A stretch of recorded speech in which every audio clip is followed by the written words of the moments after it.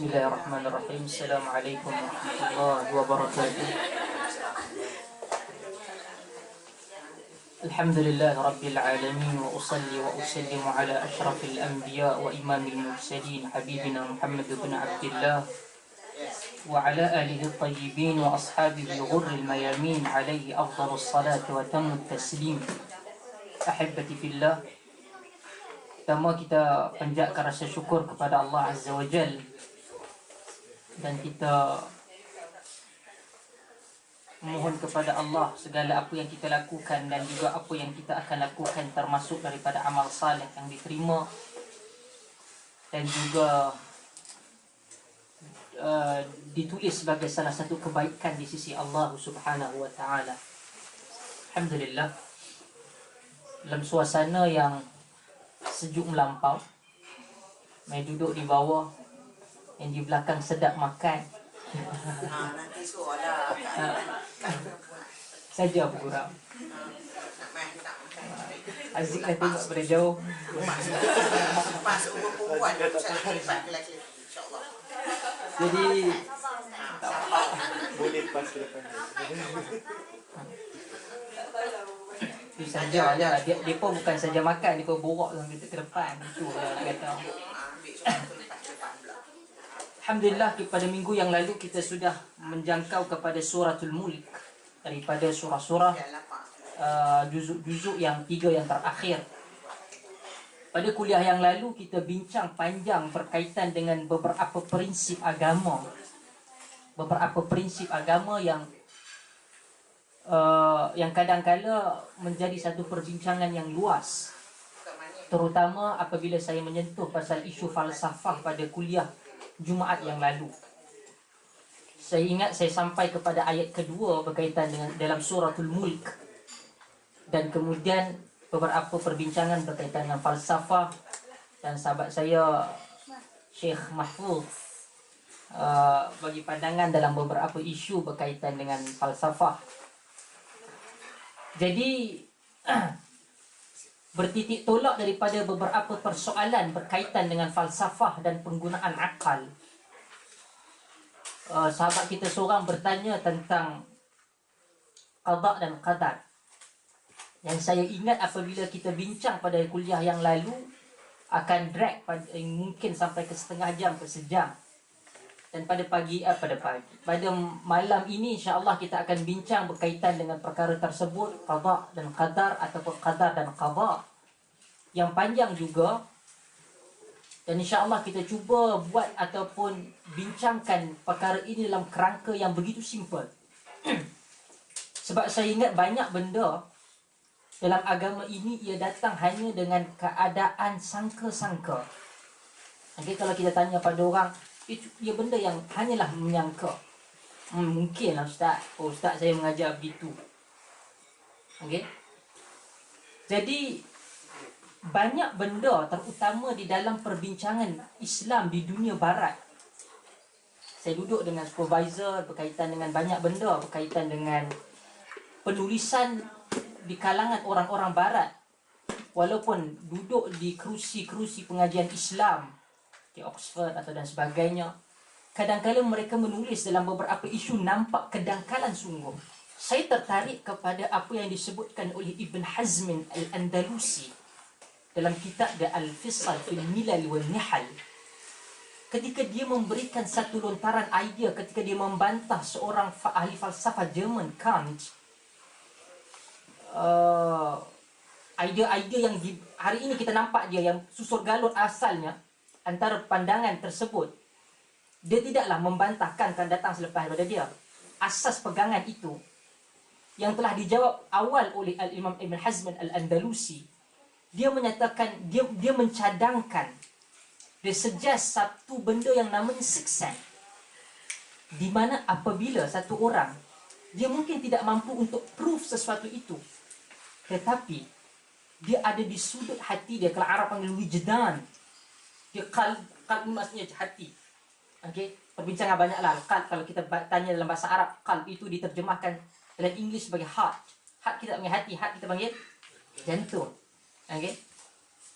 Jadi Wijdan ini dia lagi dalam daripada itu dalam bahasa Arab. Yang menyebabkan, kata dia, kadang-kadang kita mampu bercakap benda tersebut dan kita mampu yakin bahawa benda itu wujud, walaupun kita tidak ada satu proof, bukti untuk kita katakan. Sebagai contoh, mengapakah satu orang budak ketika dia lahir, ada ibu yang mengandung juga yang bersalin di sebelah, tapi dia boleh diam bila dia dapat kepada ibu dia, ibu asal yang melahirkan dia. Yang sebelah pun melahirkan anak, kita bagi baby kepada isteri kita, anak kita bagi kat orang sebelah. Dia diam nangis atau tidak? Tak.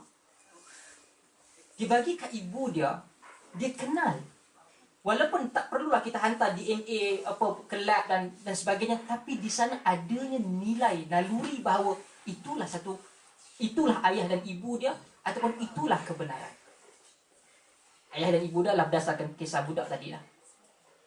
Jadi Ibn Hazmin antara satu orang tokoh.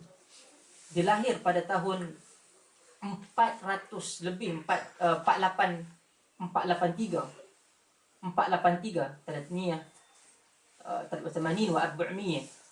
483 di Andalus. Ibn Hazmin satu orang yang hebat. Siapa yang membaca, dia ni hidup dalam keadaan yang kaya. Apa dia salah seorang daripada menteri-menteri ketika zaman Islam memerintah di Spain. Dia belajar agama pada umur dia 38 tahun. Di Fras, Ibn Hazmin Al-Andalusi, dia tulis dalam banyak benda. Dia tulis di dalam buku di antara yang hebat adalah Al-Muhalla, dalam teologi ataupun ilmu kalam, Al-Milal wal Nihal. Dia pada umur dia 38, dia anak orang kaya. Jadi dia agak senang. Dia tidaklah macam kita sekarang travel, pergi sana sini. Tapi pada umur 38 itu, satu hari dia datang menziarahi jenazah yang ingin disembahyangkan di masjid. Di tempat dia. Dia datang ketika itu sebelum asar. Dia datang nak tengok, nak witness satu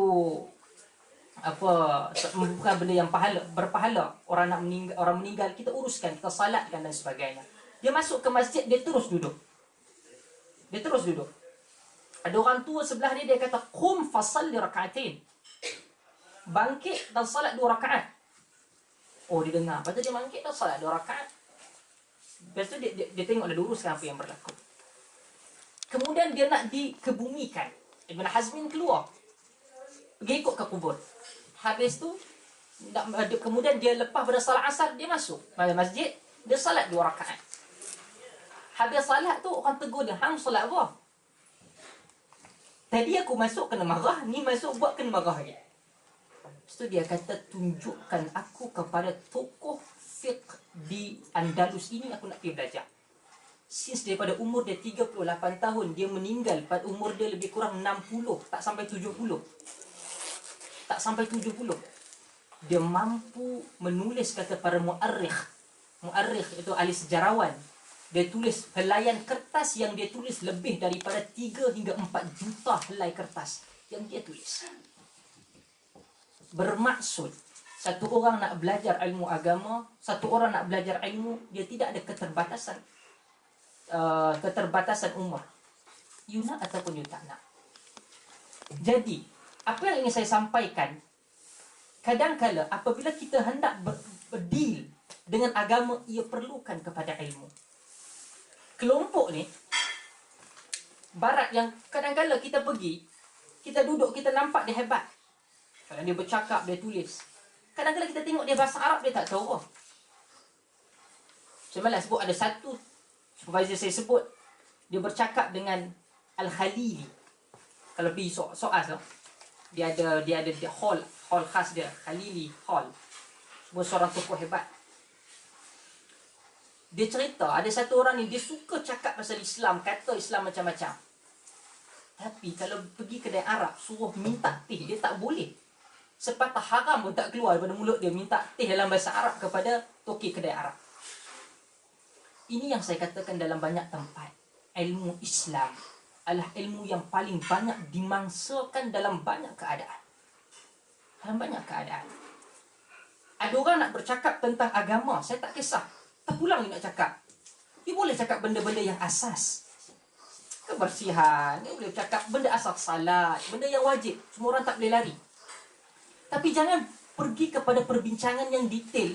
Anda tidak tahu sendiri bercakap. Ada yang mungkin nak bercakap tentang falsafah. Kita sebut pada kuliah yang lalu. Ada yang ingin bercakap tentang takdir Allah itu dan ini. Namun tidak berpijak atas bumi yang nyata. Anda sendiri tidak tahu bahasa Arab. Okey? Kalau kita lihat kajian, sebab kita duduk dalam kajian tersebut, kajian Islam, pengajian Islam. Kalau kita tengok dalam beberapa keadaan, orang itu dia hanya tahu beberapa benda lah. Hanya tahu beberapa benda. Sebagai contoh, historian yang cakap pasal sejarah tadi, dia hanya tahu pasal sirah atau tarikh. Dia bolehlah baca satu dua manuskrip, dia tengok dalam satu sisi.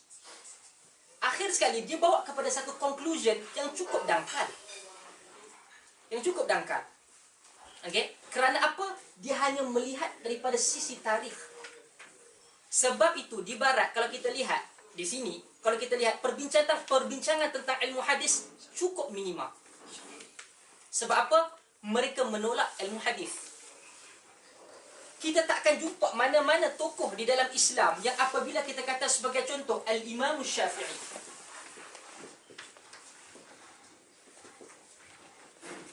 First yang datang kat otak kita, dia ni imam dalam benda apa?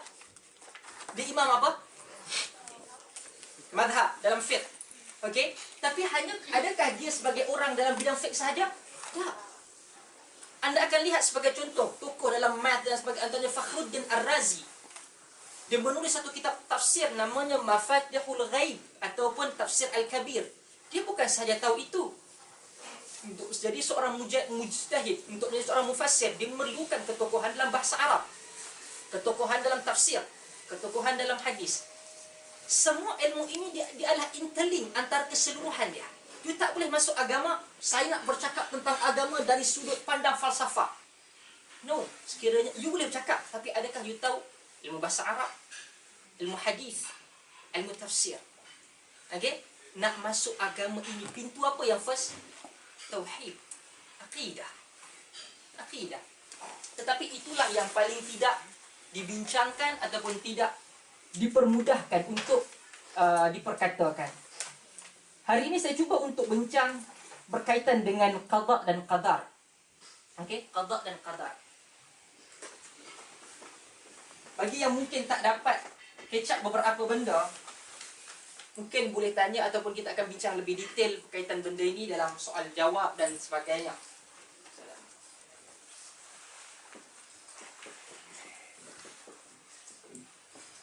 Okey. Pertama, isu yang kita mungkin boleh bincang. Boleh ataupun tidak kita berbincang tentang perbahasan takdir.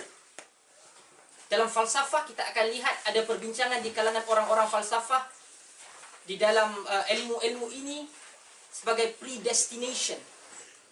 Okey, ke mana pergi? Kita akan nampak adanya term-term sebagai contoh free will, kebebasan memilih dan sebagainya.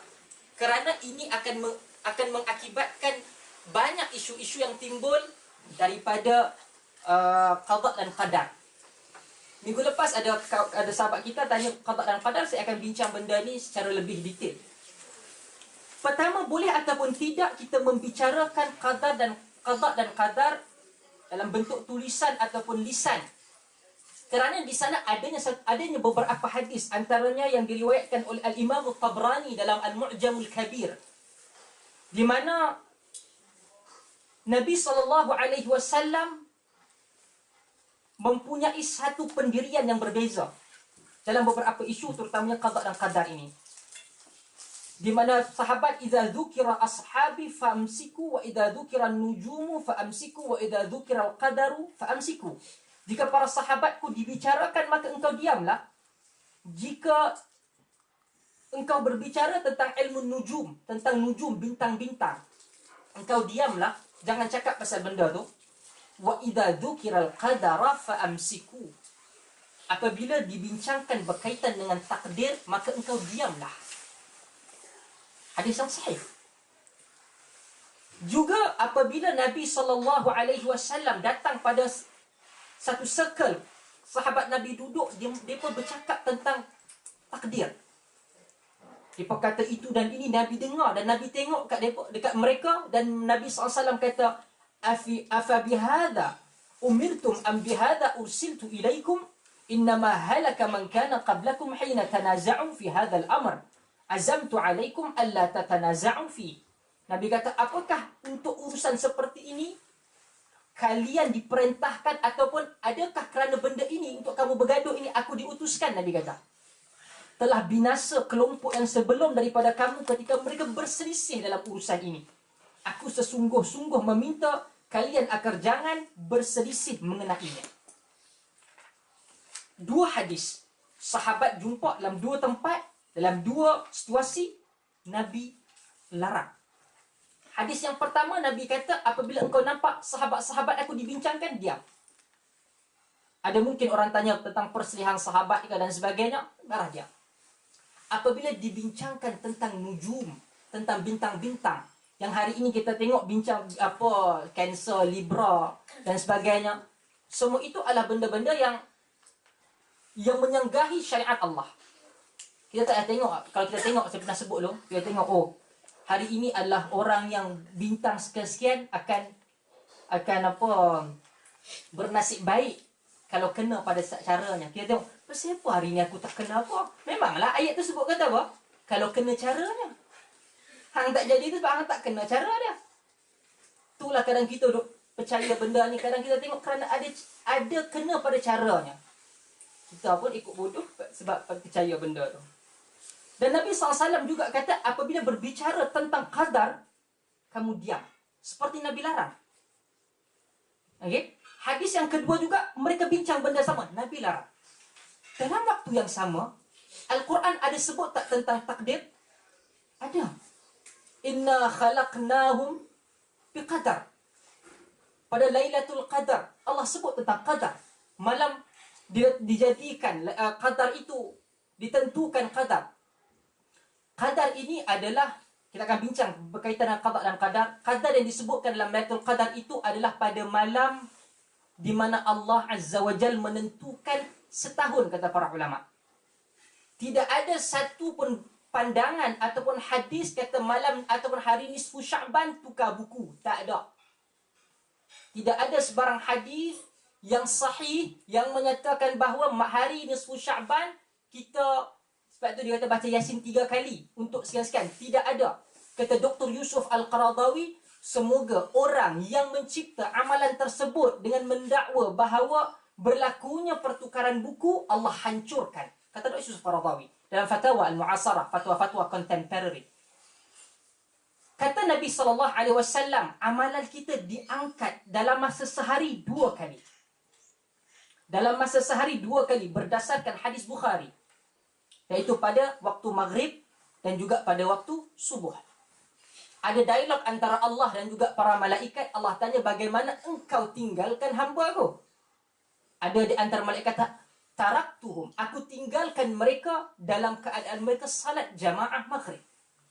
Aku tinggalkan mereka dalam mereka salat jamaah subuh. Itu setiap hari ia bertukar. Amalan itu diangkat ke atas langit di sisi Allah. Yang kedua adalah pada malam Lailatul Qadar untuk penentuan ataupun apa yang akan berlaku pada seorang hamba untuk jangka masa setahun. Okey, pada masa setahun. Itu yang ada di kalangan para ulama. Bincangkan isu tersebut. Okey. Kita pergi kepada apa yang dimaksudkan dengan qada dan qadar. Apa yang dimaksudkan qada dan qadar? Ada di para ulama kata qadar dan qada, mana yang lebih tepat? Wallahu a'lam. Kedua-duanya adalah digunakan oleh para ulama. Dan Nabi SAW tidak menyatakan bahawa qada qadar betul atau qadar dan qada adalah yang betul. Perbincangan ini timbul apabila datangnya, perbincangan ini dia timbul dengan begitu hangat sekali apabila adanya kelompok-kelompok falsafah dia masuk dan bincang isu ini. Adakah masa sebut yang kuliah yang lalu, adakah kita perfect seperti mana yang diimani oleh Jadi qada dan qadar ataupun qadar dan qada. Ada yang menyatakan qada dan qadar ini adalah susunan yang tepat. Itu qada secara umum dan qadar ini pergi kepada benda yang lebih khusus. Tetapi saya memilih, bukan saya kata yang paling tepat, saya memilih pandangan ini kerana ia yuqni'uni, atau kita kata dia memberikan satu perbincangan yang meyakinkan saya. Okey, qadar dan qada. Qadar bermaksud apa yang telah tertulis. Qada, kalau kita tengok dalam hukum fiqh, dia ada satu perbincangan qada, ilmu qada. Okey, sebab tu dipanggil hakim itu juga adalah qadi. Qadi ni bukan yang apa salam orang atau bata baldu dan sebagainya. Itu qadi, dia adalah wakil hakim. Dia juga dipanggil hakim, qadi negara, hakim negara. Qada ini adalah orang yang menjalankan. Okey, sebagai contoh, fatwa yang keluar begini. Oh, benda ini haram. Okey, dia berkaitan dengan hudud. Fatwa kata hudud adalah wajib. Bila sampai kepada peringkat pelaksanaan, qada ini pelaksanaan, dia akan tengok okey ataupun tidak orang ini untuk dipotong tangan. Adakah dia potong tangan ketika lapar ataupun adakah kerana dia miskin? Itu yang dibincangkan. Jadi qada ini adalah pelaksanaan. Qadar Allah Ta'ala telah tetapkan ataupun Allah telah tuliskan. Qada ini adalah pelaksanaan yang berlaku. Pelaksanaan yang berlaku. Okey? Jadi kalau mengikut pandangan sebahagian para ulama yang saya pilih, bukan pandangan saya, yang saya pilih, saya lebih cenderung untuk menyatakan bahawa qadar dan qada. Okey? Dan kita akan bincang adanya qada ataupun adanya qadar yang telah ditentukan namanya mubram dan muallaq. Yang tidak boleh diubah dan ada yang boleh diubah.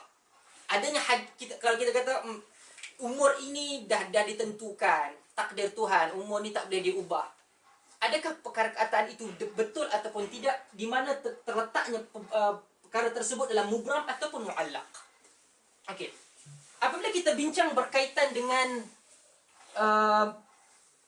qada dan qadar, di kalangan para ulama membincangkan, antaranya Ibn Hajar al-Asqalani menyatakan para ulama al-qada adalah ketentuan bersifat menyeluruh lagi umum secara masa azali, manakala qadar ialah bahagian-bahagian perincian-perincian tersebut. Itu satu pandangan. Dapat Al-Hafidh Ibn Hajar al-Asqalani. Allah Ta'ala kata, inna kulla syai'in khalaqnahu biqadar. Sesungguhnya kami menciptakan tiap-tiap sesuatu itu menurut qadar, ketentuan dia. Dalam suratul Qamar ayat 49.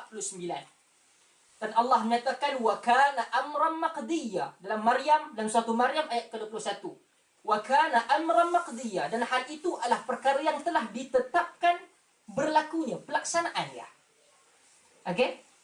Ada Quran sebut, jadi kita mengikut bagaimana Quran meletakkan perkara itu.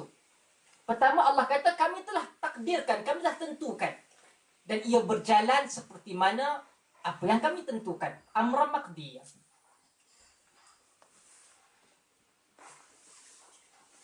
Apabila kita katakan tentang dua benda ini, qada dan qadar, kadang-kadang ia disebutkan dalam keadaan sekali. Kalau siapa membaca dalam perbincangan Islam ataupun perundangan Islam, al-illah dia ada dua kefahaman. Yang pertama daripada sudut pandang hadis, yang kedua daripada sudut pandang fiqh. Hadis bermaksud illah itu adalah kecacatan dalam hadis. Illah, kecacatan dalam hadis. Dalam fiqh, al-illah bermaksud sebab. Okey? Jadi, sebab tu saya kata, boleh atau tidak kita sebut secara berasingan ataupun sekali. Tak ada masalah. Tetapi, dalam dia melihat kepada konteks, adakah ia membawa maksud qada daripada segi hukum fiqh ataupun qada daripada segi hukum ilmu kalam. Okey. Seterusnya, dalil tersebut kita tahu benda yang kadang-kadang ia tidak kita nak mention banyak pun bolehlah, cuma saya nak cepat masa. Allah Ta'ala sebut dalam banyak benda. Sebagai contoh Allah katakan dalam ayat Quran, dalam suratul Hajj ayat ke-70. Allah Ta'ala menyatakan, Alam ta'lam anna Allah ya'lamu ma fis samawati wal ard, inna dhalika fi kitabin, inna dhalika 'ala Allah yasir. Tidakkah engkau tidak mengetahui bahawa Allah Ta'ala mengetahui segala yang ada di langit dan ada di bumi? Sesungguhnya yang demikian itu tertulis di dalam kitab, iaitu di Lauh Mahfuz. Sesungguhnya hal itu amatlah mudah bagi Allah. Okey. Saya akan cuba sebut tentang beberapa persoalan yang mungkin sahabat-sahabat sekalian ingin tanyakan dan kita akan bincangkan. Okey. Macam mana kita nak melihat antara kaitan antara qada dan qadar ini? Ataupun qadar dan qada ini? Okey? Saya mungkin boleh umpamakan macam sebuah bangunan. Dia ada blueprint yang Allah Ta'ala letakkan dan yang dinamakan mungkin sebagai qadar, dan pelaksanaan terhadap nak bina bangunan tersebut dinaikkan, ia disebut sebagai qada. Faham tak? Allah Ta'ala telah letakkan, Allah Ta'ala telah tentukan, Allah Ta'ala telah tuliskan. Jadi itu dinamakan sebagai qadar, dan qada bagaimana pelaksanaan dia. Okey. Seterusnya, perbincangan yang mungkin akan kita katakan, di dalam Al-Quran, Allah Subhanahu wa Ta'ala tidak sebut tentang qada. Allah Subhanahu wa Ta'ala tak sebut tentang qada di dalam Al-Quran secara spesifik. Melainkan kita kata tadi amran maqdiyah, setiap benda itu datangnya dalam keadaan telah akan ada pelaksanaannya berdasarkan takdir Allah. Okey? Ini adalah argumen di kalangan kelompok anti hadis dan juga liberal. Dia akan kata, apabila kita katakan qadar,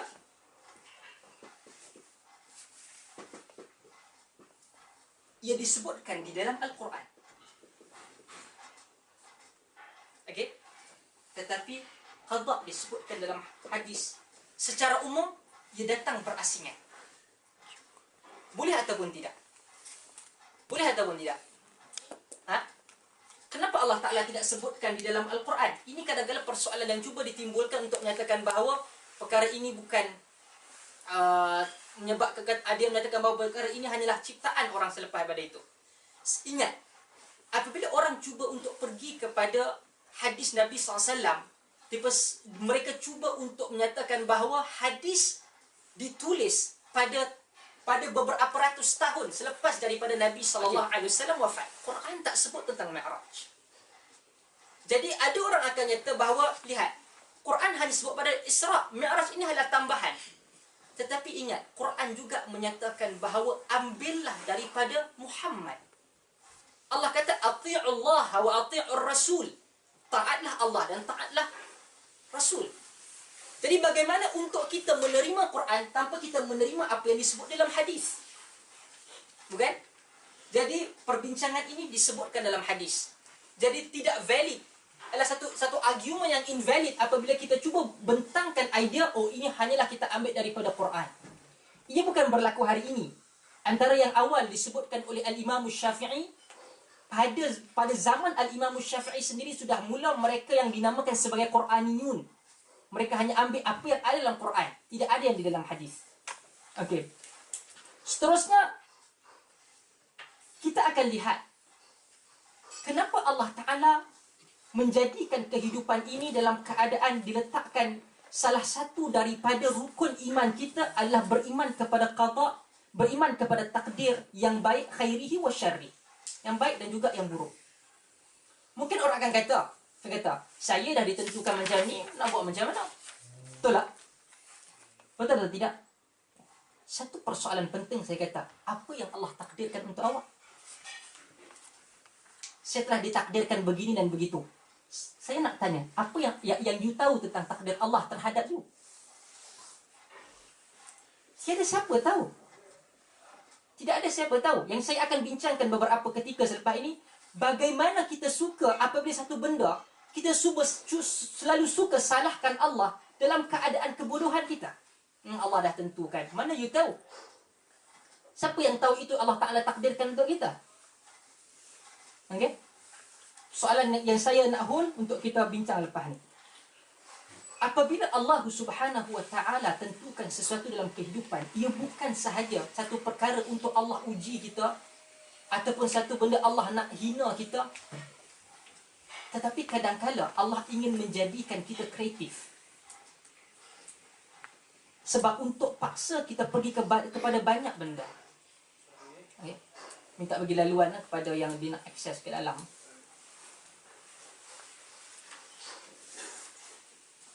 Okey. Antara benda yang boleh kita lihat. Okey. Apabila Allah Ta'ala buat benda ini untuk kita lebih conscious dalam banyak perkara, dan akan ada orang yang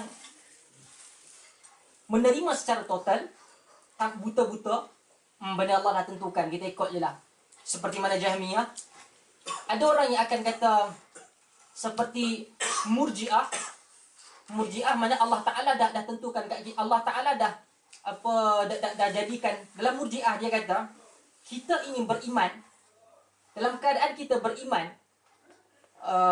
iman kita tidak akan ada sebarang kaitan dengan amal kita. Kita buat apa sahaja, saya pergi salat dan sebagainya, saya juga pergi minum arak, dia tak boleh kata saya ni, jiwa saya, hati saya Islam. Dia tak boleh nak judge saya begini-begini. Okey?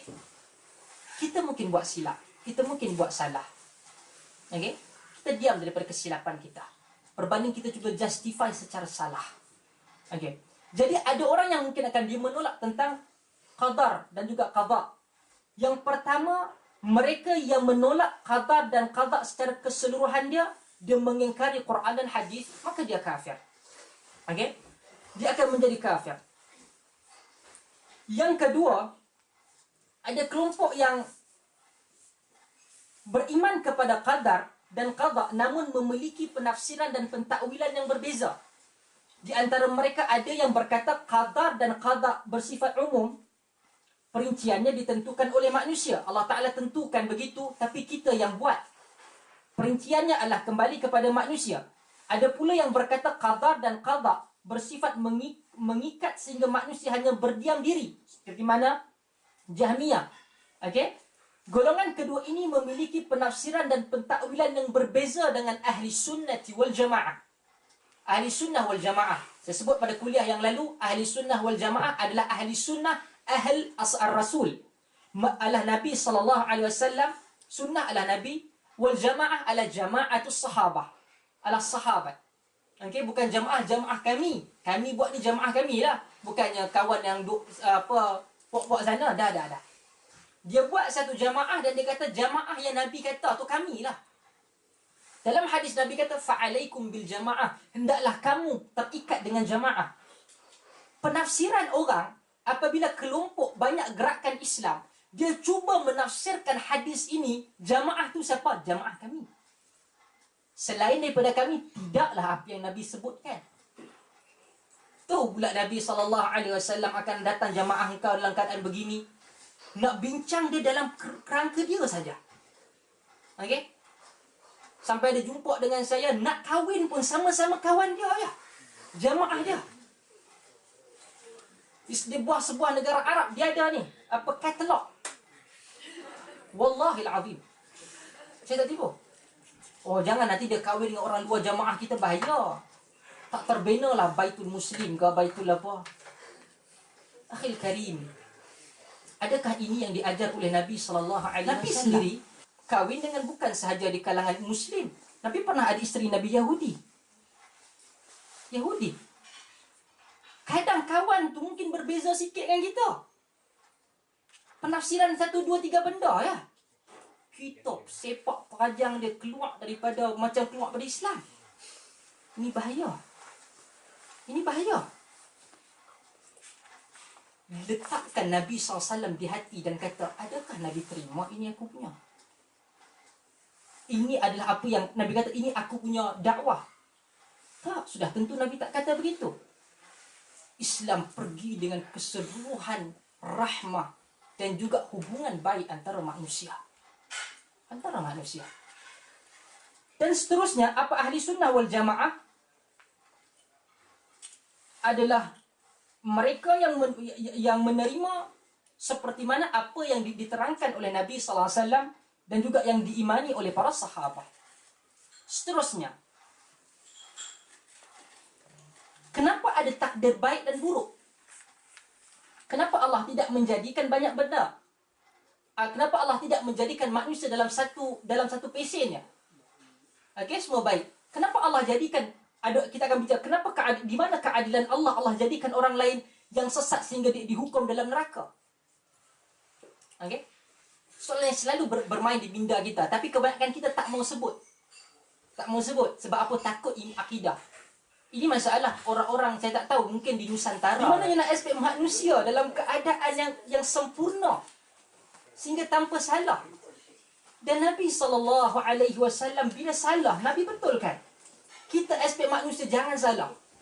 Saya nampak benda ni adalah masyarakat Melayu lah. Dia jangan salah. Bila salah dia akan marah. Tu bagi Pak Wi jalan, tumpah lagi.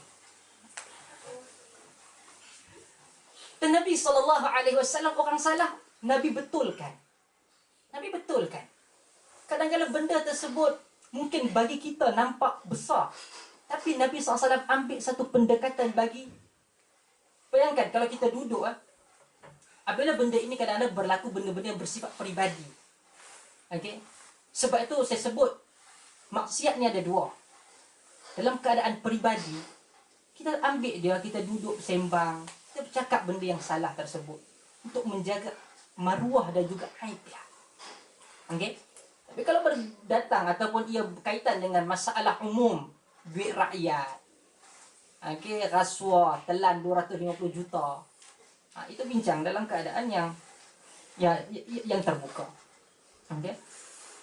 Nabi SAW dalam satu hadis, di mana antara salah satu daripada doa iftitah Nabi SAW, antara potongan doa iftitah Nabi SAW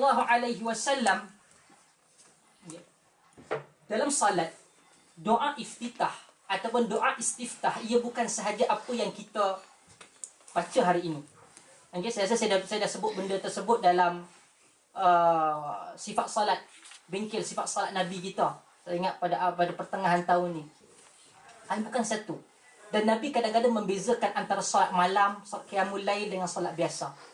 Antara doa istiftah Nabi pada waktu malam, Nabi baca labbaika wa sa'daik wal khairu kullu fi yadaika wasyarru laysa ilaik. Aku penuhi panggilanmu wahai Tuhan dengan penuh kebahagiaan. Kebaikan semuanya di tanganmu dan keburukan tidaklah disandarkan kepadamu. Okey. Atas dasar ini, seakan hadis ini menyatakan semua takdir Allah adalah baik. Seakan-akan, saya kata seakan-akan tidak ada yang tidak baik. Okey. Di antara takdir Allah itu ada baik seluruhnya, ada buruk pada zahirnya.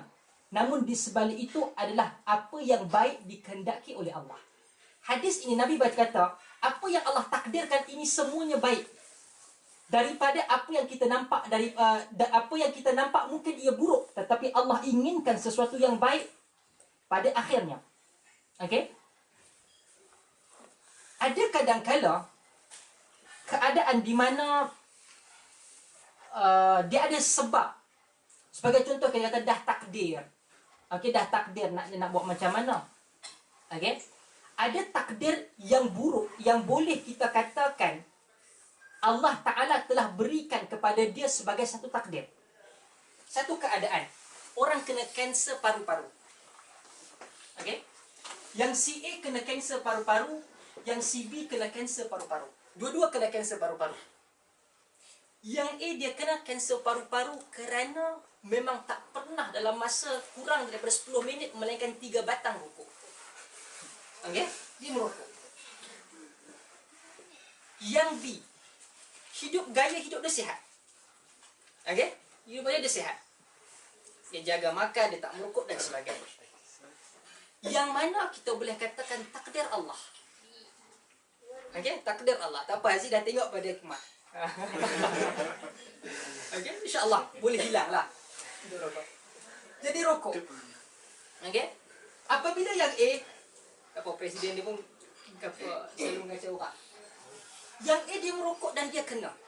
Di situ dia tidak boleh untuk secara kata Allah Ta'ala takdirkan saya, Ustaz, kena kanser paru-paru. Di situ tidak valid you nak katakan takdir Allah. Siapa yang pilih? Diri sendiri. Itu anti rokok lah.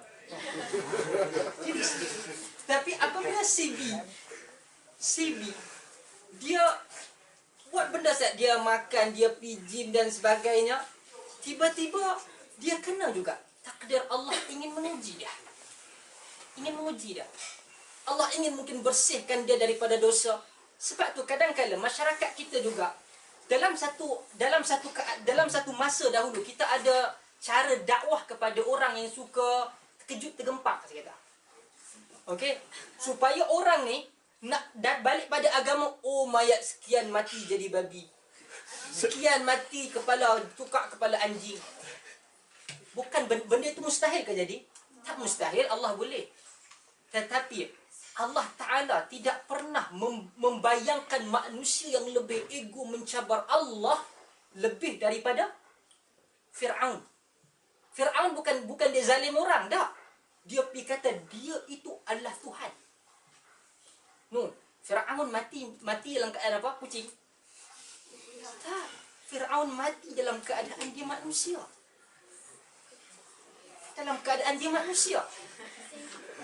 Sejahat-jahat manusia pun dia mati dalam keadaan dia manusia. Allah tak, dalam sejarah mungkin ada beberapa riwayat Israiliyat lah, yang di mana ada yang kata bahawa ayah dan ibu dia jadi babi, ataupun lebih baik khinzir lah. Lepas ni kalau ada orang kata kita perlu merubah khinzir, babi itu ada agak tidak sopan, jadi kita kena ubah mengkhinzir buta.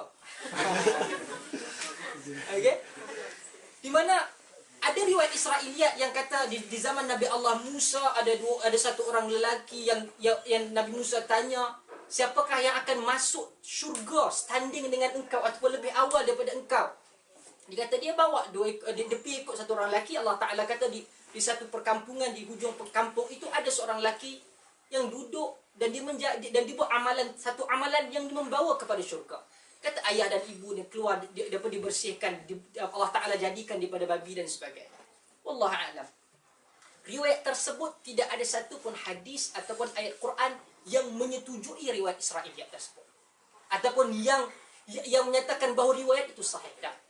Bahkan dalam Quran, dalam surah Al-Baqarah, Allah kata qiradatan khasiin kepada Bani Israel. Okay, Allah Ta'ala tukar mereka itu Yahudi yang dia, kita kata dia kecoh, dia cuba untuk tipu Allah. Hari Sabtu pada syariat tersebut mereka tidak boleh membuat sesuatu yang menyenangkan mereka. Cari ni ya. Mungkin antara satu nikmat yang kita ada adalah bagaimana Yahudi bila sampai pada Sabtu dia tak boleh switch on, switch tu kan. So dia buat apa? Bila dia lalu je pun ada api. Okey? Jadi sensor tersebut. Jadi antara salah satu benda, ataupun dia kata kalau Jumaat, mula pada Jumaat jangan sampai tutup ni switch ni. Satgi hari Sabtu dia tak boleh buat. Okey? Sebab Sabtu adalah hari kepada Yahudi, Ahad adalah Kristian, Islam adalah Jumaat. Okay? That's why kenapa puasa tersebut dalam beberapa pandangan ulama ada hadis Nabi SAW tidak berikan kita untuk puasa dalam masa hari puasa Sabtu itu hanya Sabtu saja. Tak. Untuk menyelisih mereka, ia mesti sama ada Sabtu dengan Jumaat ataupun Sabtu dengan Ahad.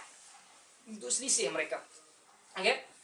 Jadi qiradatan khasiin tersebut Allah Ta'ala menceritakan bagaimana ketika hari Sabtu mereka tak boleh pergi ke laut untuk tangkap ikan. Jadi mereka siap-siap sediakan jala ke ataupun jaring. Pada hari Sabtu air pasang, banyak ikan masuk. Hari Ahad air mula surut, ikan lari dan dia terperangkap di dalam jaring tersebut. Allah Ta'ala murka dan Allah Ta'ala menukarkan mereka kepada qiradatan khasiin, kepada kera. Dan kera itu pun Allah Ta'ala telah matikan dalam beberapa belas hari selepas ia dijadikan kera. Ditukarkan manusia kepada kera. Dia dah mati. Okay? Jadi selepas umat terdahulu ya, yang kita dapat teks agama, Quran dan hadis pada zaman itu saja. Dalam Quran kata, selepas pada itu tidak ada. Sebab itu agama ini diajar bukan menakut-nakutkan orang. Agama ini datang dalam keadaan faham. Manusia amalan agama dengan keadaan faham. Macam tu Ustaz, ada orang kata saya tak faham lagi Ustaz. Okey, saya tak faham. Sudah sampai 70 80 saya pun tak faham lagi tu, saya tak buat. Semua ini adalah termasuk dalam takdir di mana Allah Taala katakan ada takdir Allah Taala berikan kepada kita yang mana kita ada punya choice, kita ada pilihan untuk memilih benda tersebut. Sebab tu saya katakan apabila saya bincang benda ni, kita akan pada satu perbincangan di mana Allah Taala okey, tak kata pun kita pergi ke mana. Dalam hadis you akan jumpa di mana orang itu disangkakan dia melakukan amalan syurga, ahli syurga, tapi dituliskan bagi dia amalan, dituliskan bagi dia masuk ke dalam neraka. Ada orang yang melakukan amalan ahli syurga, amalan ahli neraka, tetapi ditetapkan bagi dia masuk ke dalam syurga. Hadis tersebut disalahfahami kerana disangkakan. Siapa yang sangka tu? Siapa yang sangka? Manusia. You sangka dia buat. Mungkin dia buat amalan ahli syurga kerana riak. Sebagaimana hadis di mana Nabi SAW dibawa ataupun dibicarakan di hadapan Nabi, adanya seorang sahabat yang mati dalam peperangan dan mereka puji dia. Dan Nabi tengok pada dia kata, tak, dia masuk neraka. Kerana ketika dia hampir mati, ketika dia dalam keadaan yang cedera parah, dia bunuh diri sendiri. Dan dia pergi ke dalam neraka. Okay? Sebab itu, isu dia dalam qada dan qadar atau qadar dan qada ini bukan kita kata apa yang Allah Ta'ala tentukan untuk aku. Adil tak adil. Allah tak kata pun, tidak ada seorang pun di kalangan hamba Allah Azza wa Jal tahu rahsia ini. Kerana apa? Untuk Allah Ta'ala ajak ataupun encourage diri kita, semua daripada kita perlu pergi dan strive untuk melakukan amal saleh. Melakukan amal saleh. Yang mana Allah Ta'ala kata akan dipermudahkan bagi dia buat amal saleh. Kita dah tahu benda ini salah. Semua orang tahu. Siapa yang datang, oh kalau tak datang pada dia macam mana Ustaz? Itu cerita lain. Siapa yang kalau katakan namanya Melayu, namanya Islam di Malaysia sebagai contoh, kita tanya, berzina tu benda yang agama bagi ataupun tidak? Saya tak tahu benda ni Ustaz. Saya rasa macam ulama ikhtilaf kot. Tak. Semua manusia bersetuju bahawa zina adalah benda yang diharamkan dalam agama. Disebutkan sebagai ma'rifatu bid-darurah. Dia tidak boleh kata benda tersebut, oh saya tak tahu. Dalam satu masyarakat, Allah Ta'ala menyatakan, walau kunna mu'adzibina hatta nab'atha rasula. Kami tidak akan mengadab satu kaum melainkan kami telah sampai kepadanya ar-risalah, message Islam. Message Islam. Kalau sebagai contoh, orang yang duduk di Amazon tak dapat. Ataupun yang duduk di dalam, contoh, bukan ingat dalam Amazon je kadang orang tak tahu. Kadang apabila hidup dia tidak pernah dikenalkan dengan Islam, pergilah kepada setengah tempat di US. Okay? Yang dia tahu Islam itu adalah apa yang digambarkan oleh CNN. Dia pula bukannya jenis yang orang yang cerdik pandai. Hidup daripada pagi sampai ke malam. Untuk apa yang dia kais, itulah dia makan. Jangan literal sangat, dia pergi kais, dia makan, bukanlah. Maksudnya apa yang dia cari makan, itulah dia dapat. Untuk fikir, nak tambah maklumat ke, nak baca manifesto Barack Obama dengan Mitt Romney ke, dia tak ada masa. Apa yang dia boleh survive. Kalau kita tanya kepada diri kita sendiri, adakah Allah akan azab dia? Allah Maha Adil, melebihi daripada apa yang kita sangka. Allah menyayangi hamba dia lebih daripada satu orang ibu menyayangi anak dia. Kita tengok macam ada satu orang ibu sayang pada anak dia, Allah 70 kali lebih sayang kepada hamba. Tanya pada diri kita, berapa banyak kemaksiatan yang Allah Ta'ala tutup daripada diri kita. Sebab tu di antara perkara, antara sifat Allah iaitu Ghaffar. Allah antara Ghaffar, bukan sahaja maksud nama Allah Ghaffar itu Allah mengampunkan orang. Tetapi kata para ulama salaf, Allah Ta'ala tutup aib kita. Bayang, satu salah kita buat dekat bini kita, ke kat suami kita, ke kat ayah kita, kat ibu kita. walaupun dia sayang, ada sedikit calar dalam hati dia yang dia rasakan, yang mungkin dia simpan. Sebab dia manusia. Tetapi bukan satu, mungkin 10 ataupun 100 ataupun 1000 daripada apa yang Allah Ta'ala tetapkan pada kita supaya kita taat, kita langgar. Ada Allah tarik satu benda? Tak pernah. Bahkan Allah Ta'ala berikan kita tanpa ada sebarang limit. Orang yang tidak taat, ada kadang-kala Allah Ta'ala uji kita supaya kita cari jalan untuk dapatkan benda, untuk capai apa yang kita tak dapat.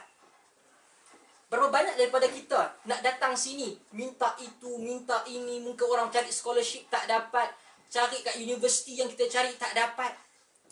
Namun kita mencuba untuk capai tahap apa yang kita mahu. Allah Ta'ala uji kita satu tempat, kita merasakan benda tersebut Allah Ta'ala tutup dah jalan. Tapi akhirnya kita sampai juga ke sini. Kita sampai juga ke sini.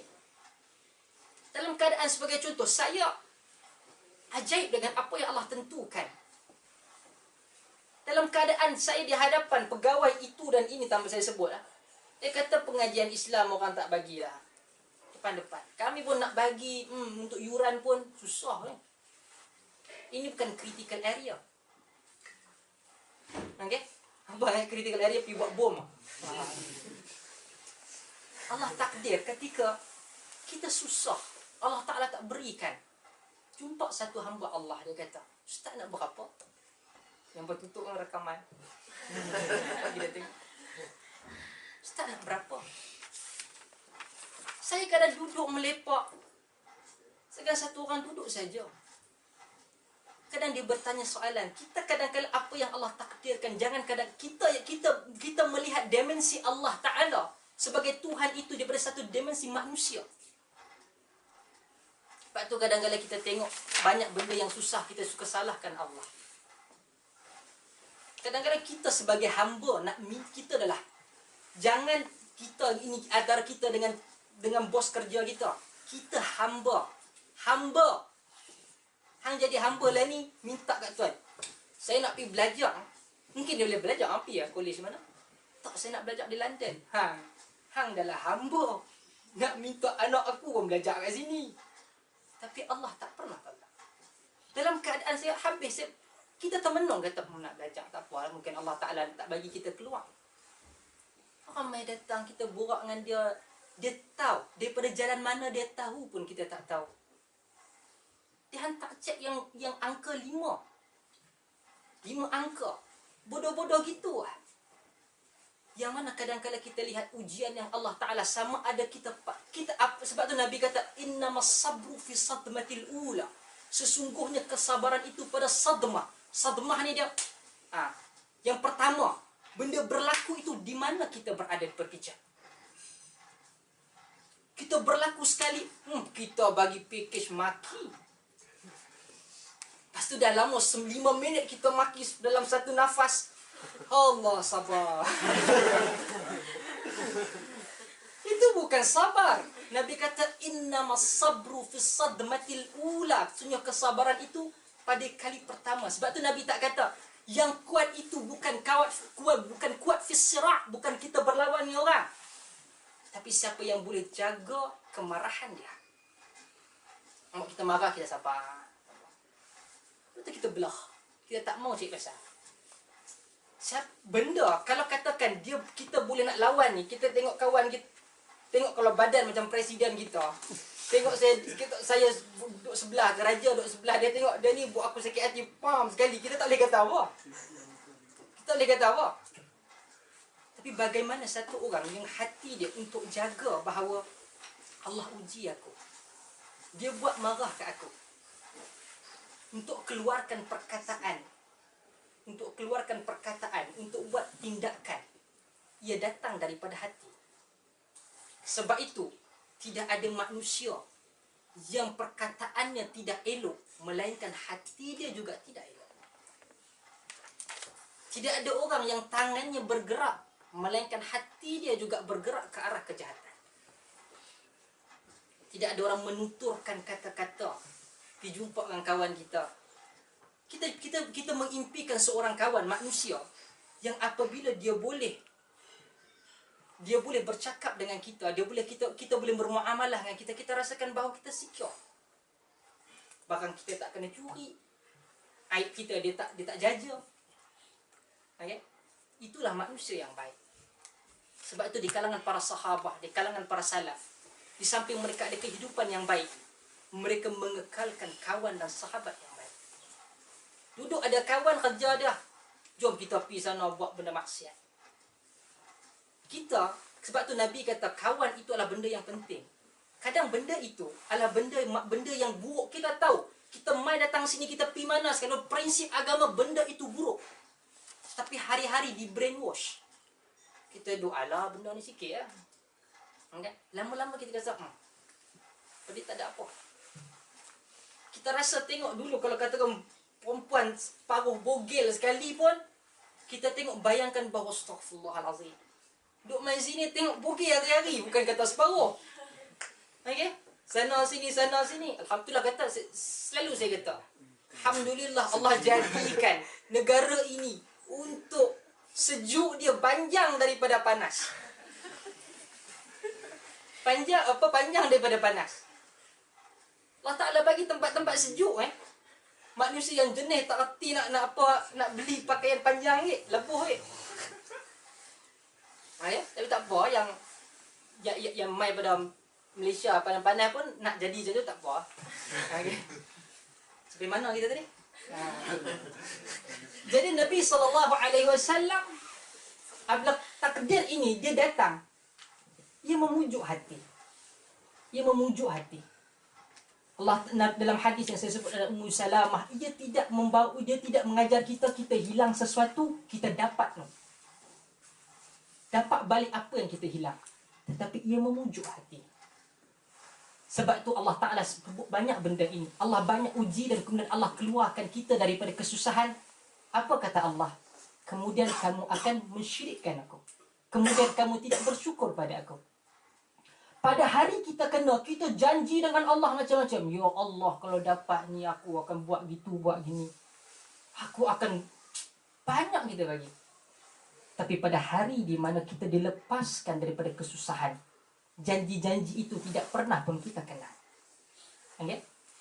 Daripada banyak pun kesilapan dan kesusahan ini, pun kadang-kadang berkali-kali pun, kadang-kadang kita pun tidak tahu apa yang kita buat.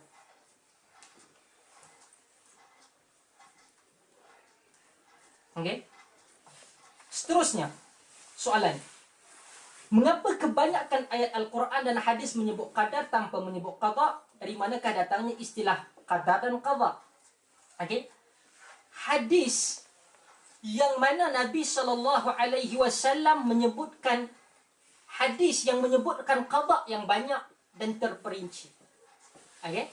Dan kadang-kadang Quran dia tak sebutkan bulat-bulat macam mana kita faham ataupun kita terima hari ini.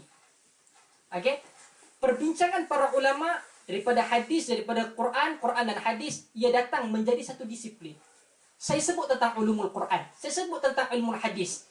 Quran dengan hadis tak sebut, hadis mestilah sahih. Quran tak kata, hadis tak kata. Okay? Mestilah hadis sahih, tak. Tetapi perkara tersebut disusun oleh para ulama berdasarkan hadis-hadis. Antaranya, contoh firman Allah Azza wa Jal, فَقَضَاهُنَّ سَبْعَ سَمَاوَاتٍ فِي يَوْمَيْنِ وَأَوْحَى فِي كُلِّ سَمَاءٍ أَمْرَهَا وَزَيَّنَّا السَّمَاءَ الدُّنْيَا بِمَصَابِيحَ وَحِفْظًا ذَلِكَ تَقْدِيرُ الْعَزِيزِ الْعَلِيمِ. Lalu dia menjadikan, iaitu qada, dia menjadikan, melaksanakan, menjadikan dari 7 langit dalam 2 masa, dan dia memberitahu kepada tiap-tiap langit akan urusan dan keperluan masing-masing. Sehingga ini pelaksanaan terhadap qadar tersebut, maka dari ayat itu dirumuskan adanya 2 benda, iaitu qadar dan juga qada. Okey? Adakah kita, soalan seterusnya, Allah Ta'ala tentukan. Jadi adakah kita puppet? Ataupun Allah Ta'ala tentu, kita yang tentukan apa nak berlaku kepada diri kita? Dalam isu ini, ia terbahagi kepada 3 peringkat ataupun 3 pihak. Dalam free will ataupun qadar ini, ada satu pihak yang namanya Al-Qadariyah, yang beriman bahawa adanya free will. Yang kedua namanya Al-Ijbariyah ataupun Al-Jahmiyah, yang menyatakan kita papat. Allah Ta'ala turunkan, Allah Ta'ala tentukan sesuatu, ia berjalan seperti mana Allah tentukan. Jadi bila berzina, jangan salahkan aku, salahkan Allah.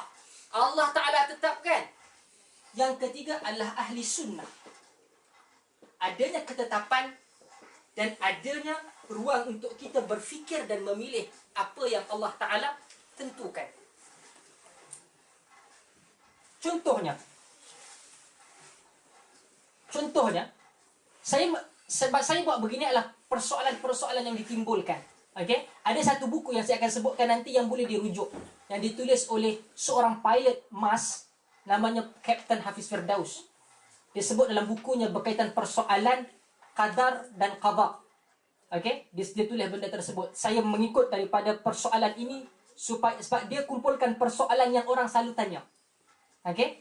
Sebab saya suka kepada persoalan yang orang selalu tanya. Jadi menjawab apa yang dia mau. Bukan kita syok sendiri bercakap sejam setengah. Okey? Kita boleh pergi pada satu tempat, kita duduk di bilik kita, kawan kata, jom malam ni kita pergi tonggak 2-3 botol arak. Okey? Kawan tu ajak, dia kata, tak jantan pi. Kalau tak pi. Okey? Dia boleh tak kawal benda tersebut untuk memenuhkan apa yang manusia inginkan dia pergi. Untuk dia melangkah keluar daripada bilik dia dan menjejak masuk ke dalam kelab. Selain daripada dia tengok orang terkinja-kinja, dia juga minum arak. Adakah ada orang paksa dia jangan pergi? Ataupun ada orang paksa dia pergi? Ketika mak ayah dia jauh dan sebagainya. Ada orang paksa ataupun tidak? Ada. Dia ada otak tak bahawa dia pergi itu akan berdosa? Ada. Dia tahu tak kalau dia buat begitu dia akan sekian-sekian? Tiada. Tapi Allah Ta'ala, mungkin kalau kata Allah Ta'ala tak suka, Allah Ta'ala susahkan. Dia nak pergi ke time weekend, nak pergi, dia tak tahu, tiba-tiba line tersebut tutup. Ustaz kata, tengok macam ni bayar, nak naik bas lambat, naik taksi habis duit aku. Okay. So tak payah pergi. Telefon rumah. Tiba kawan dia, tak apa, hampir naik ni nak bayar nanti. Allah Ta'ala takdirkan bahawa adanya ruang di sana untuk dia pergi. Kalau dia tolak kali kedua, ketika dia pergi, dia balik. Tak apa, aku malas lah, banyak kerja, kena pergi lab, banyak projek kan. Jadi apa yang berlaku, mungkin Allah Ta'ala tambah pahala. Orang tawar lagi ni. Dia kata tak apa, Allah tambah pahala. Orang kata, tak apa, macam tu. Oh, dia pergi sana sini sana, dia tunjuk kata, ini sebelum disampaikan kelab tu, dia mungkin pergi sana alang-alang, korang nak belanja kan. Dia pergi sana sini. Antara Quran kata, wa qul i'malu fasayarallahu amalakum wa rasuluhu wal mu'minun wa saturadduna ila alimil ghaibi wasyahadah fayunabbi'ukum bima kuntum ta'malun. Wa qul i'malu, dan beramallah kamu, fasayarallahu amalakum wa rasuluhu, dan maka Allah Ta'ala akan tunjukkan apa yang kamu buat. Wa rasuluhu wal mu'minun, rasulnya dan juga orang-orang beriman. Okey? Jadi Allah Ta'ala tak kata untuk kita tahu apa yang ditentukan oleh kita, tetapi apa yang Allah Ta'ala minta pada kita, amal. Kita ada otak, kita buat benda jahat takkan kita pergi syurga. Mungkin kita ada silap, rahmat Allah luas, tetapi apa yang minta Quran dan juga hadis minta, amal. Bukan duk pergi cari. Sebagai contoh, isu Imam Mahdi. Oh, bila Imam Mahdi turun dan sebagainya. Kita tak diajar oleh agama tunggu Imam Mahdi nak turun tang mana, bila. Tak. Hang beramal. Dia turun, dia memenuhi apa yang ditentukan oleh Allah dan Rasul. Apa yang dihabarkan oleh Rasul. Bukan Rasul yang tentukan. Okey. Mungkin faham benda tu? Saya ingat kalau nak panjang boleh baca buku, antaranya persoalan tersebut ada di dalam salah satu benda yang kita puji Hafiz Firdaus Abdullah. Dia adalah seorang pilot. Untuk orang yang dia banyak, dia tak pernah pergi sekolah. Ni, tak pergi sekolah agama. Sekolah rendah dan sekolah menengah dia di St. John, KL. Dan dia belajar dan dia baca banyak benda. Dan buku-buku tulisan dia tidak pernah menerima royalti sebab dia tak mau. Sebab buku-bukunya dia akan tulis satu buku yang saya jumpa di atas muka bumi, dia tulis kat depan, digalakkan mengulang cetak untuk tujuan dakwah. Jadi pergi dekat web dia, boleh download semua buku yang dia tulis. Al-Mubram ini adalah benda yang ditentukan 50,000 tahun sebelum diciptakan langit dan bumi. Al-Mu'allaq ini apa yang ditentukan oleh Allah kepada para malaikat untuk menjalankannya. Maka Al-Mu'allaq ini yang boleh berubah. Al-Mubram tidak boleh berubah. Banyak benda. Antara yang boleh, wallah alam, belum mencadangkan banyak benda boleh baca. Antaranya hadis Nabi SAW di mana Nabi SAW mengajarkan antaranya untuk dipanjangkan doa, untuk dipanjangkan umur dengan kita melakukan perkara kebajikan dalam hadis yang sahih. Antaranya beberapa kisah yang lain kepada Sa'ad bin Waqqas. Sa'ad bin Waqqas ketika dia difitnah, dia difitnah, dan dia berdoa dan menyatakan bahawa jadikanlah orang yang memfitnah aku ini kerana ingin mendapat nama, panjangkan umur dia. Panjangkan umur dia, letakkan dia dalam kesesatan dan timpakan dia dalam fitnah. Orang yang tuduh dia tu, umur dia panjang, tua, sampai ni apa kita ni? Bulu kening ini sampai turun ke bawah. Macam Maharaja Cina kan? Turun ke bawah. Okey? Dan kerja dia adalah duduk di tepi jalan mengurat anak darah. Kerana dia menyatakan Sa'ad bin Waqqas ini tidak menghukum dengan adil, tidak memberikan harta secara saksama. Juga begitu. Antaranya juga adalah doa Nabi SAW kepada Anas bin Malik. Anas bin Malik adalah antara khadam Nabi, pembantu Nabi. Okey? Khadam adalah pembantu 107 tahun. Okey? Sedangkan Nabi sebut hadis di mana dalam kehidupan umat Muhammad ini antara 60 tahun saja. Dia sampai 99 tahun, dan riwayat lain kata 107 tahun. Okey? Ini antara doa di mana dipanjangkan umur. Wallahu a'lam. Adakah macam mana? Itu urusan Allah. Kita nak kata tentang adil, jangan berbicara jangan berbicara tentang adil kepada Allah. Apa yang Allah minta supaya kita amal dengan baik. Kita pun tak tahu apa yang ditakdirkan bagi kita.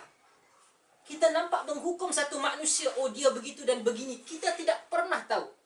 Sebab itu kaedah dalam agama, bila seseorang itu kita hukum, jangan hukum, dia ni aku tahu dia datang main ni bukan bersebut. Nampak? Dia datang salat ke masjid, datang mai kuliah kita kan. Tiba-tiba kita hukum dia sesuka hati. Kita kata dia datang ni sebab ujung ada makan. Sebagai contoh. Ataukah Pak Wi nampak ramai dia bagi yang sedap-sedap. Dia minggu lepas makan nasi Jadi wallah alam, mungkin itu kita hukum begitu, tetapi agama tidak ajar begitu. Agama kata nahkum bil-zawahir wallahu yatawalla as-sarair. Kami menghukum mereka dengan yang zahir. Yang sarair, yang tersembunyi itu urusan Allah. Okey? Mungkin kita tahu, kita diam, kita kata dia itu saja kita kata kat orang. Hukumlah zahir. Kadang-kadang bila kena pada kita, kita baru tahu. Satu orang itu dia buat satu amalan mungkin kerana terpaksa.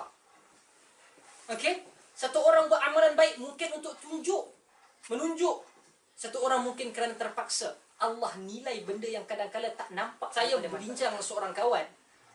Saya hidupkan balik sembang teh tarik. Yang dahulu bosnya adalah Halim. Halim dah balik. Jadi apabila saya bincang dengan satu orang kawan di Oxford. Dia buat PhD dalam law. Nama dia Ilham. Yang mungkin kita akan buat bincang dia banyak benda yang kita akan lihat dari banyak sudut. Mungkin kita akan mulakan dengan isu murtad. Dia akan terkait dengan perlembagaan Malaysia. Benda ni, saya bawa isu ni adalah sembang teh tarik pada asalnya adalah untuk bincang yang luar daripada apa yang saya bebel dalam kuliah Jumaat malam. Okay, saya tak mahu hanya perbincangan berkaitan dengan agama kita luas. Dahulu kita dapat buat satu time dulu di sini, tak ramai, satu isu berkaitan membandingkan antara NKRA oleh Datuk Seri Najib dan juga buku Jingga. Okey? Membanding bezakan Sebab tu saya kata, kalau kelab UMNO kena sound daripada mana-mana, daripada KL, tak apa. Buat saya sendiri buat. Okay? Dah pun ada, insyaAllah, depan. Kalau dia rasa nak ikut, kita ada. Presiden dia ada. Presiden okey kan? Kita akademik. Inilah aspirasi politik baru. Cuma, saya tak tahu sama ada kita buat, sebab banyak benda dalam perbincangan itu, sehingga kita akan mempertikaikan beberapa benda yang disebutkan di dalam perlembagaan. Sudah. Okay? Antaranya tidak semua benda yang kita, satu benda, apabila kita meletakkan tempat ketuhanan itu kepada makhluk, dia akan jadi susah. Tidak boleh sentuh raja, tidak boleh sentuh perlembagaan. Kita kita berbicara di Malaysia, bayangkan perlembagaan tertinggi, sehingga tidak mungkin dia salah. Gila tu. Apabila kita, antaranya adalah mengikat bangsa dengan agama. Tak tahu bangsa mana kan? Mengikat bangsa dengan agama. Sebab apa? Kita paksa orang. Engkau bangsa itu, engkau mesti jadi agama itu. Ini hanya menjadikan agama itu dipaksa ke atas manusia, bukan difahamkan kepada manusia. Sebab itu isu agama di Malaysia, apa-apa guna kuasa. Isu Kristian, kita tak pergi berlawan dengan Kristian. Kita ada JAKIM lah, JAKUN lah, JAPA sekali lah. Ajar kita guna kuasa ban itu ini. Mana tokoh-tokoh hang? Pergilah bercakap dengan Kristian. Saya cabar, saya sendiri berjumpa beberapa program yang mungkin saya tidak sendiri terlibat langsung di hadapan kita. Kristian tak akan menang. Tengoklah Ahmad Didat sekalipun. Kristian tak akan menang. Pasal apa bacul sangat? Itu antara benda-benda tadi saya pun kata kat dia, kita nak benda ni, kita tak kisahlah. Tapi kalau orang yang cuba untuk anjurkan itu, sedih pula kena yang tak banyak benda pun kena banyak isu, dah lagi benda-benda macam. Tapi apa yang berlaku adalah untuk memulakan intellectual discourse dalam benda-benda ni. Okay? Meletakkan takdis kesucian itu kepada Allah semata. Sebab tu kata Imam Malik, kullu kalam. Ini bukan saja Imam Malik, seluruh benda, seluruh pandangan para ulama salaf. Kullu kalamin yu'khadhu wa yutrak illa kalamil ma'sum. Semua benda diterima, semua perkataan diterima dan ditolak melainkan perkataan al-ma'sum, iaitu Rasulullah sallallahu alaihi wasallam. Banyaklah benda kita akan tengok. Contoh daulah Islamiyah, negara Islam, adalah ia datang secara prinsip atau ia datang secara agama. Adakah kita perlu, ada orang yang bincang tentang hudud, bagai nak rak, benda lain dia tak tahu urus. Okay? Adakah banyak benda? Saya ingat mungkin sampai pada 5 sesi dia akan ada synchronize daripada 1 sampai ke 5. Kita akan isu benda tu. Mungkin 2 minggu sekali. Itu cara saya buat sembang teh tarik dahulu. Okay?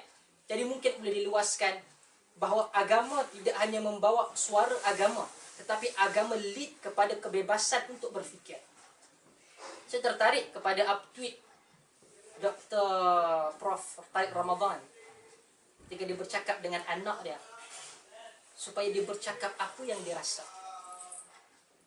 Dia kata free, kebebasan untuk dia bercakap.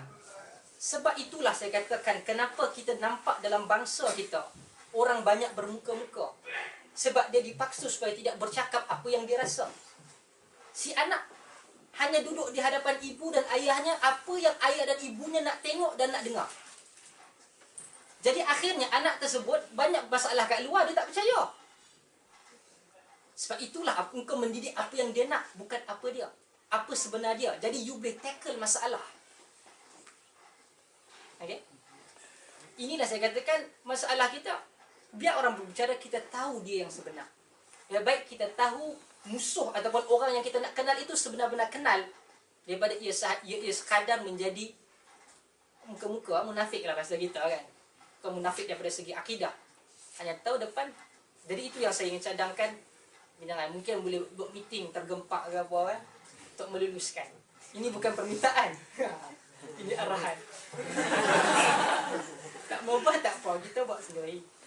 Okey, cadangan. Mungkin dapat kredit sikit UMNO lah. UMNO ni orang tengok teruk lah. Tapi alhamdulillah tengok Pimpinan Agung ni nampak sikit humble lah. Aku ada banyak merapu kan. Dan maaf lah. Jadi saya rasa setakat itu mungkin secara umum kita nampak. Mungkin satu orang yang dalam qada ataupun qadar dan qada ini perbincangan yang luas. Saya rasa banyak benda yang mungkin saya boleh bincang pada waktu ini, tetapi mungkin ada yang fikir nak berjalan ke nak pergi balik takut lama. Jadi saya stop setakat ini. Mungkin kita buka pada perbincangan soalan dan boleh tengok kepada buku yang ditulis oleh Kapten Hafiz Firdaus berkaitan isu ni. Dia ada bincang banyak benda. Kena baca banyak benda. Benda yang cukup manfaat, dan di antara salah seorang yang bukan datang daripada latar belakang agama, tapi boleh untuk membaca kitab Arab dan juga menulis, bukan saja membaca tapi menulis benda-benda yang berkaitan dengan perkara yang bersifat kritikal dalam agama. Allah Ta'ala alam. Saya buka sekali ada soalan.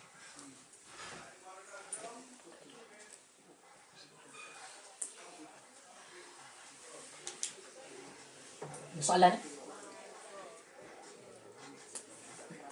Saya nak tanya, pasal isu qada-qadaran, kan isu orang kafir. Kalau sebab tak tahu sebab apa pembelajaran, apa sebab sebelum roh masukkan ke dalam buat dalam rahim, sebenarnya semua berjanji depan Allah yang bahawa dia akan ikut apa yang Allah ajar, dan dia dilahirkan dalam keadaan family yang bukan Islam.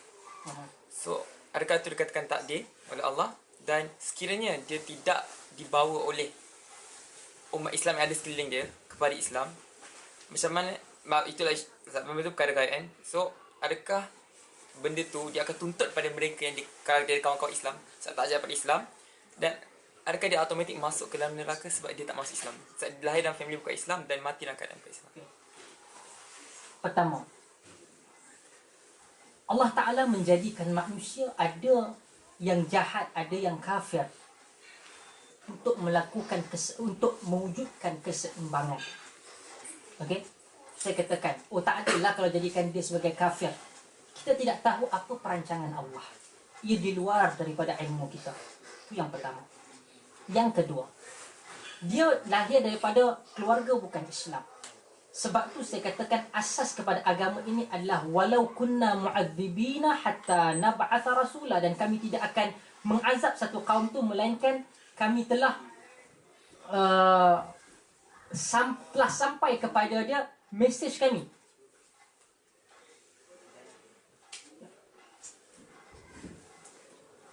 Jadi itu yang pertama.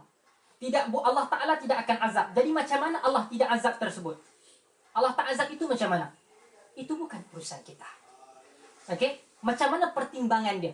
Itu urusan Allah dengan dia. Kita tidak boleh melebihi beyond daripada isu tersebut. Kedua. Yang ketiga, kita sekeliling. Sebelum kita sekeliling, dia sendiri.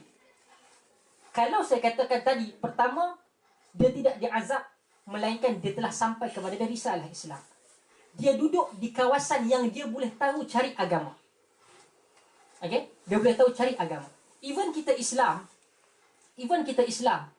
boleh tak dalam keadaan tidak sedar kerana kebodohan ataupun kejahilan kita sendiri, syahadah kita batal? Boleh. Kaki pergi mensyirikkan Allah, minta pergi kubur wali-wali, itu semua boleh membatalkan syahadah. Oh, ini wali jadi aku boleh dapat. Ingat wali, jadi kita pergi minta kat dia, kita tak dapat apa. Ada yang pergi ke wali tu minta tolong. Itu benda-benda yang syirik dan membodohkan manusia. Okey?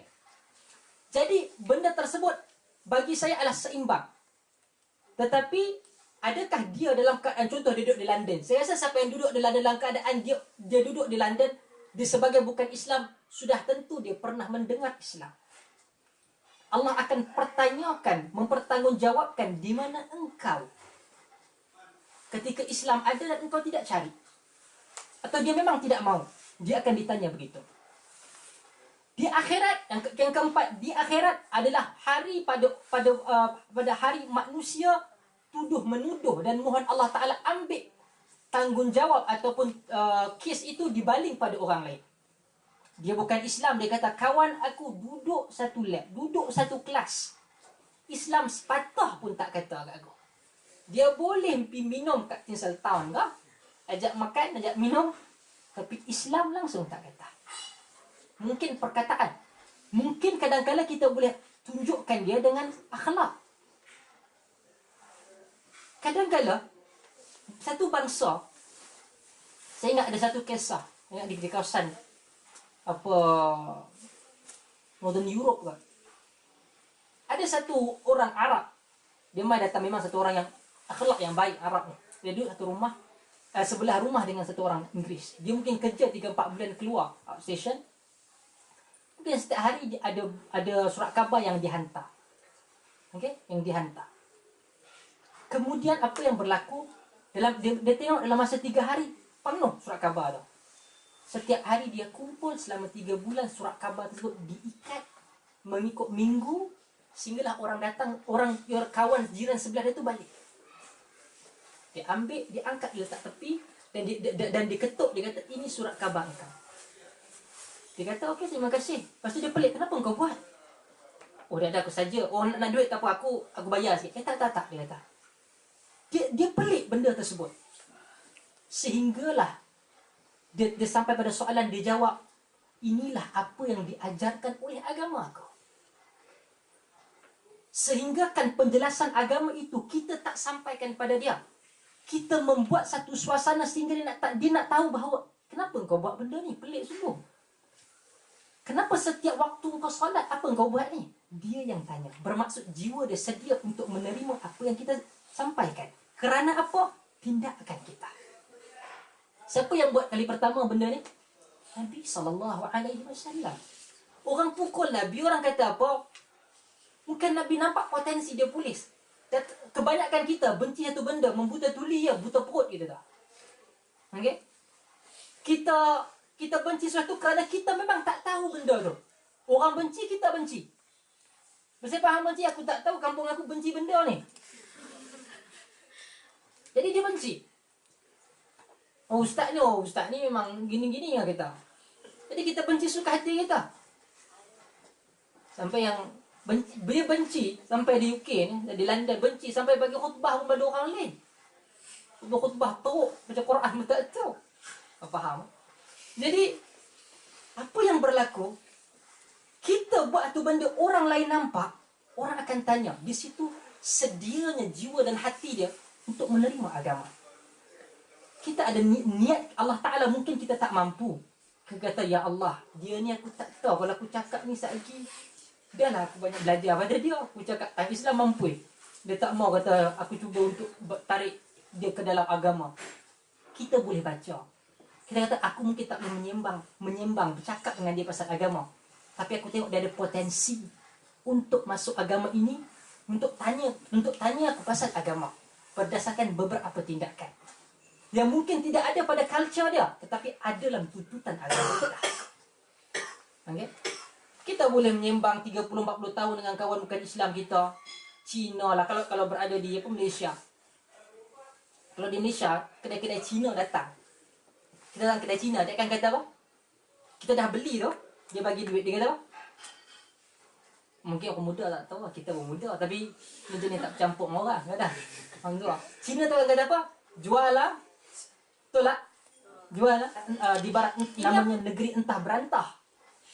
Di satu pejabat besar negara tersebut, dia buat kuliah ataupun ceramah berkaitan dengan apa, mazhab. Tak boleh keluar mazhab.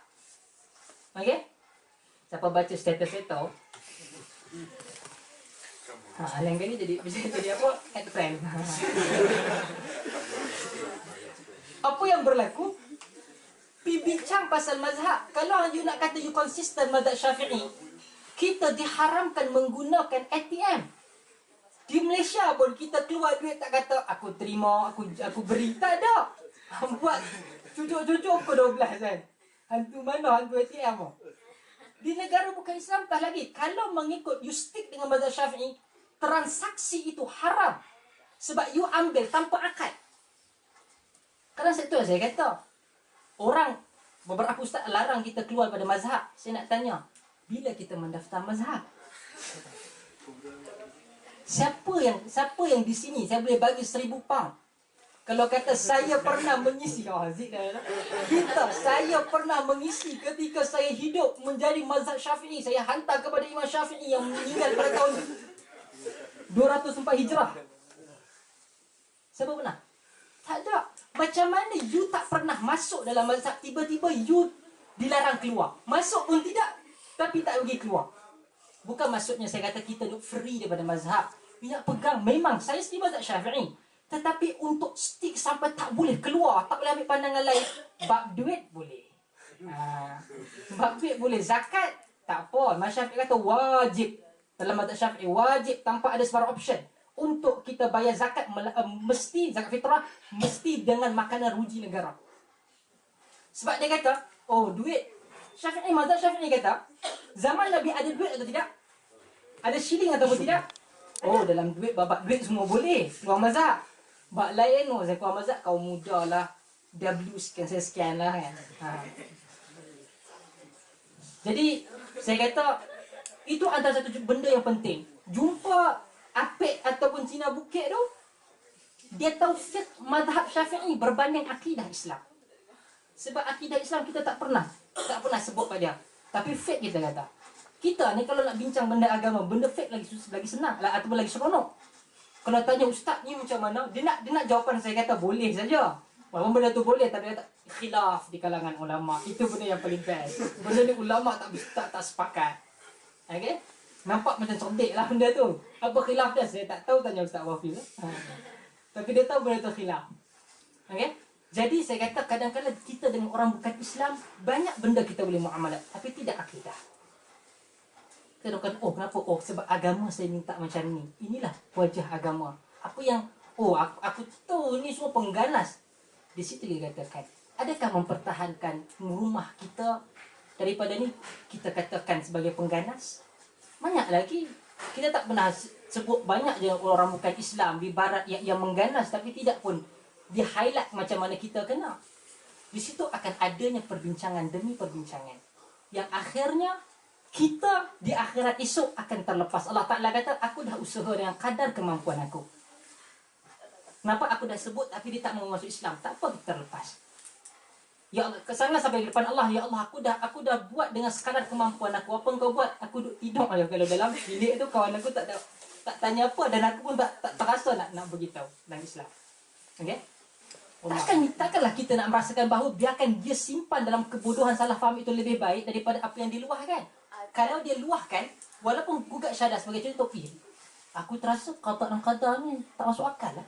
Bermaksud kita dah tahu dia silap faham tentang qada dan qadar. Tugas kita apa? Kita tanya dalam kelas. Jadi kita tahu. Jadi kita tahu. Kita boleh terangkan. Tanpa ilmu kita terangkan pada dia. Kebebasan yang bersifat pribadi. Okey. Tapi kalau kebebasan bersifat umum yang boleh menggugat manusia keseluruhan, ia perlu diukur. Dalam banyaklah ukuran, saya rasa. Tapi kalau dia tanya pasal agama, saya lebih cenderung manusia itu memahami agama dengan sisi keadaan dia faham berbanding dia dipaksa untuk faham agama. Okey? Mungkin orang kata, oh macam tu Ustaz, orang tu akan tak amal. Itu bukan urusan awak. Urusan awak hanyalah dakwah. Kenapa orang tak faham? Dakwah mamai duk melawak. Kuliah setengah jam menyanyi. Katakan dakwah masuk dalam beberapa benda hanya mengutuk orang. Berikan orang faham. Bagi orang, prinsip saya, orang balik daripada kuliah saya, walaupun satu benda, dia ada satu input baru. Okey? Ada satu input baru. Jadi ia mungkin salah kita, mungkin kekurangan kita daripada segi dakwah dan sebagainya. Lebih baik kita tahu di mana dia tak faham berbanding kita kata, kau telan saja pun tak faham, saking kau jadi kafir. Kita suka ugut orang macam tu. Okey? Tak, maksudnya kalau macam kira kita dah boleh agak lah apa yang nak bagi tahu tu kan. So, patut kira macam saya cari sendiri maklumat dan terus bagi tahu, ataupun dia macam menceritakan juga apa betul-betul basic yang dia tak faham. Tapi kalau dia cakap, kira memang macam ada orang kadang-kadang dia cakap benda itu bukan kerana dia menafikan, tetapi dia persoalkan. Sebagai contoh, Nabi Allah Ibrahim. Okey, bukan Nabi Allah Ibrahim dalam Quran, Allah Ta'ala menceritakan. Dia persoal banyak. Dia tengok matahari, dia kata, Hadha Rabbi. Nampak tak persoalan dia macam mana? Dia tak terjumpa. Lepas tu dia tengok matahari terbenam naik bulan. Oh, yang ini cantik, yang ni. Hada Rabbi, ini Tuhan aku. Itu antara, saya tak silap perkataan itu ataupun prinsip itu disebut dalam falsafah sebagai apa? Sebab dia kata, isu dia macam mana dia eksperimen banyak benda. Oh, ini bukan. Yang ini aku dah try. Ini sahaja yang mampu menjawab semua persoalan. Okey?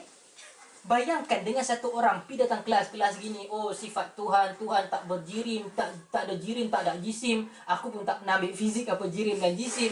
Macam-macam kampung, sains pun tak pernah ambil. Tiba-tiba kata, apa, puan jangan tanya, saya pun kafir. Jadi saya lah telan apa semua lah ustaz, saya tak tahu tak apalah. Saya bukan tak tahu Tuhan tu macam mana, saya salat imam baca Al-Quran saya baca. Nampak macam binatang ikut apa yang buat. Sedangkan kita adalah Tuhan kita Allah jadikan kita berakal. Okey? Berakal. Jadi kita ikut dengan kefahaman. Biar kadang-kadang dia bertanya. Banyak pertanyaan itu yang akhirnya menjawab keseluruhan apa yang diragui. Akhir sekali iman dia tidak boleh digugah kerana keseluruhan persoalan manusia terhadap ketuhanan, terhadap agama telah terjawab. Okey, tu. Sila. Saya rasa macam nak dekat sama kot macam saya. Dia tanya, tapi macam ni, ada satu isu ni, macam Islam tak sokong. Pasal ada seorang... Isu apa itu? Dia tak nak spesifik. Okey. Tak adalah satu isu ni. And then macam Islam tak sokong lah. And then ada seorang Muslim ni, dia buat status kat Facebook. Dia kata, dia sokong statement tu. So dia macam baca macam, tapi ni bukan pandangan Islam kan. Benda tu obvious. Dia bukan benda yang obvious lah. Benda tu Islam tak sokong. So, kita dengan seorang lagi ni macam cakap kat dia, Islam tak sokong benda ni. Lepas tu, dia macam jawab balik. Ni kita jawab balik. Dia jawab balik macam, dia macam, dia macam tak nak terima. Dia macam nak juga. Tapi kita macam takut bila orang kat Islam baca status dia, orang fikir tu macam Islam bagi sokong isu tu. Padahal terang-terang Islam tak sokong. Status Facebook lah ni. Status Facebook dengan status lain. Tak tahulah kalau you buat dalam keadaan apa close station ke dan sebagainya. Satu benda. Tugas kita adalah kata Allah, innaka la tahdi man ahbabta walakinna Allah yahdi man yasha. Pertama kita dakwah. Dia telah menjalankan peranan sebagai seorang muslimah untuk jawab dia balik dalam keadaan yang pertama berhikmah. Okey, apa maksud hikmah? Okey, mungkinlah kita kata bijak lah dan sebagainya. Tetapi kata Al-Imam Hasan Al-Basri, pada tempat dan waktu yang sesuai. Okey? Kita tahu perangai dia macam mana, kita susun ayat kita. Ataupun kadang-kadang dia buat. Ketika kadang-kadang setengah orang, dia tak boleh terima. Sebab you buat kat status Facebook, dia punya friends sampai ke 5,000 lah. Kita kata macam tu, seakan membodohkan dia di dalam status dia. Dia tak mau terima kerana keegoan. Dia letak kat status Facebook dia. Itu hak dia. Hampir masuk rumah dia bersibuk. Okey. Okey. Orang Bukan sengaja nak stalk dia ke apa. okey, tak. Ini adalah apabila you ada benda betul, itu semua benda-benda yang hak satu orang. Dia nak kita ada satu nak Christmas, kita tiba-tiba letak kawan kita sebelah bilik, ada bilik kosong, dia bilik single, dia duduk seorang. Dia buat letak pacung ke apa. You tak boleh nak marah dia. Hak dia. Okey? Kerana dia tertutup dan sebagainya. Apabila ia dimasukkan sebagai hak, okey? Hak dia, maka kita tak boleh nak persoal banyak. Apa tugas kita? Bukan kata kau dah aku nak cakap dah. Tak. Tugas kita adalah dakwah.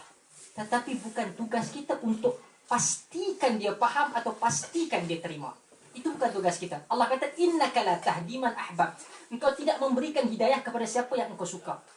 Okey, yang engkau sayang. Perkara kedua. Kadang-kadang apabila dia berada dalam public, kita buat macam itu, ia menyebabkan dia tercabar ego dia.